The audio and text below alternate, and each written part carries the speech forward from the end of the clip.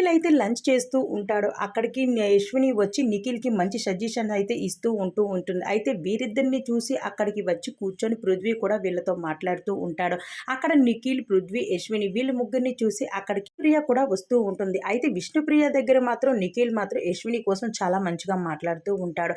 యశ్విని చాలా మంచిది, మంచి సజెషన్స్ ఇస్తుంది, మంచిగా ఉంటుంది, అందరితో కలిసిపోతుంది అంటూ ఒక్కసారిగా నిఖిల్ చెప్పడంతో అక్కడ విష్ణుప్రియ మాత్రం తన కోసం నీకు ఏమాత్రం తెలియదు, తన కన్నింగ్ గేమరు, తన కోసం నీకు అర్థం కావడం లేదు, నీకు తనలో ఒక యాంగిల్ చూసావు, మరో యాంగిల్ నువ్వు చూడలేదు అంటూ విష్ణుప్రియ చెప్పడంతో అక్కడ నిఖిల్ మాత్రం తన ఒక స్ట్రాంగ్ గేమర్, ఈ బిగ్ బాస్ హౌస్లో మంచిగా గేమ్ ఆడుతూ స్ట్రాంగ్గా ఉంటుంది అంటే తనే అంటూ నిఖిల్ ఇంకా చెప్పుకురావడంతో అక్కడికి విష్ణుకు మాత్రం చాలా కోపం వస్తుంది. నువ్వు తనని ఒకవైపే చూసావు, రెండో వైపు చూడలేదు, అది నేను చూశాను, నీకెంత చెప్పినా అర్థం కావడం లేదు, నీకు నచ్చినట్టు నువ్వు చేసుకో, నీకు మంచిగా కొన్ని మాటలు చెప్పడంతో నువ్వు కూడా తన మాయలో పడిపోయావు అంటూ ఒక్కసారిగా విష్ణు అయితే చెప్పుకురావడంతో నిఖిల్ మాత్రం అవి ఏమీ నమ్మకుండా తన వైపు తన పని తను చేసుకుంటూ లంచ్ చేసుకుంటూ ఉండిపోయాడు.